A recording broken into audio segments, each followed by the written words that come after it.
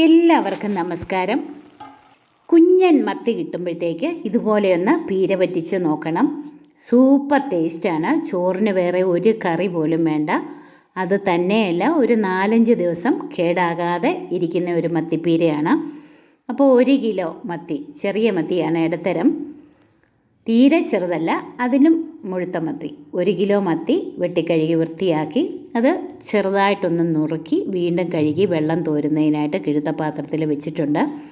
ഇനി ഒരു വലിയ കഷ്ണം ഇഞ്ചി കനം കുറച്ചരിഞ്ഞത്, എരിവിനാവശ്യമായ പച്ചമുളക് അരിഞ്ഞത്, ഒരു 10 ചുവന്നുള്ളി അല്ലി തൊലി കളഞ്ഞ് കഴുകി കനം കുറച്ച് അരിഞ്ഞത്, അതുപോലെ ഒരു തേങ്ങ ചുരണ്ടിയത്, ഒരു 4-5 കുടംപുള്ളി കഴുകി 1 കപ്പ് വെള്ളത്തിൽ കുതിർത്തത്. മൺചട്ടിയിലാണ് നമ്മളിത് തയ്യാറാക്കുന്നത്. അപ്പോഴാണ് ഇതിൻ്റെ സ്വാദ് പൂർണ്ണമാകുന്നത്. അപ്പം മൺചട്ടിയിലേക്ക് നമുക്ക് തേങ്ങാപ്പീര ചേർത്ത് ചുവന്നുള്ളി അരിഞ്ഞത് ചേർത്ത് കൊടുക്കാം. ഇനി പച്ചമുളക്, ഇതിന് പകരം കാന്താരി ചതച്ചതും ചേർക്കാം. ഇഞ്ചി കനം കുറച്ച് അരിഞ്ഞത് ചേർക്കാം. 1 ടീസ്പൂൺ മഞ്ഞൾപ്പൊടിയും കൂടെ ചേർത്ത് നന്നായിട്ട് തിരുമ്മി ഇത് യോജിപ്പിക്കണം. നമ്മൾ പുളിവെള്ളം, കുതിർത്ത പുളിവെള്ളവും കൂടെ, വെള്ളവും പുളിയും കൂടെ അതിലേക്ക് ചേർത്ത് കൈകൊണ്ട് നന്നായിട്ട് മിക്സ് ചെയ്യണം. അപ്പോഴാണ് അരപ്പിന് നല്ല സ്വാദാകുന്നത്. ഇഞ്ചിയും ചുവന്നുള്ളി പച്ചമുളകും എല്ലാം തേങ്ങാപ്പീരയായിട്ട് നന്നായിട്ട് യോജിക്കും. ഈ പുളി എല്ലാം കൂടെ നന്നായിട്ട് പിടിക്കും. ഇനി നമുക്ക് ഉപ്പ് ചേർത്ത് കൊടുക്കാം. 2 ടീസ്പൂൺ ഉപ്പും കൂടെ ചേർത്ത് കൊടുക്കാം. അതുപോലെ കറിവേപ്പില നന്നായിട്ട് ചേർക്കണം. ഒരു പിടി കറിവേപ്പില ചേർത്ത് കൊടുക്കണം.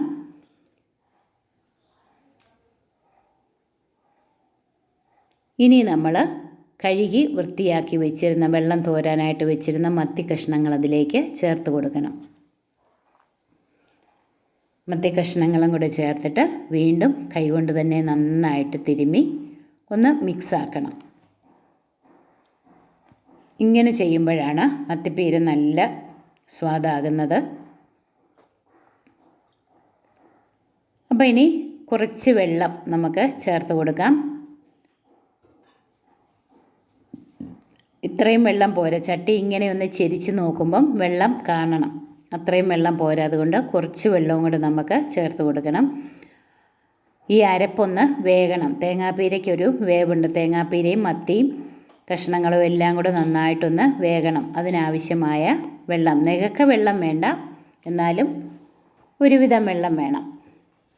ഇനി നമുക്കിത് മൂടി വെച്ചൊന്ന് വേവിക്കാം. ഒന്ന് തിള വന്നു കഴിയുമ്പോഴത്തേക്ക് നമുക്ക് തുറന്ന് നോക്കാം. അടപ്പ് മാറ്റി ഇനി ഈ മുകൾ ഭാഗത്തെ പീരയും കഷ്ണങ്ങളും എല്ലാം അടിയിൽ വരുന്നത് പോലെ തവി കൊണ്ട് ഇങ്ങനെയൊന്ന് ആക്കി കൊടുക്കാം. അതല്ലെങ്കിൽ ചട്ടി ഇങ്ങനെ ചുറ്റിച്ച് എടുത്താൽ മതി, കുടഞ്ഞ് എടുത്താൽ മതി. അപ്പം മുകൾ ഭാഗത്തെ എല്ലാം അടിയിലും അടിഭാഗത്തെ എല്ലാം മുകളിലും വരും. ഇനി നമുക്കിതിലേക്ക് 1 ടീസ്പൂൺ ഉലുവ വറുത്ത് പൊടിച്ചത് ചേർക്കണം. ഉലുവാപ്പൊടിയും കൂടെ ചേർത്ത് ഒന്നുകൂടെ മൂടി വെച്ച് നമുക്ക് വേവിച്ചെടുക്കണം. അപ്പം നന്നായിട്ട് തിളച്ച് വന്നിട്ടുണ്ട്.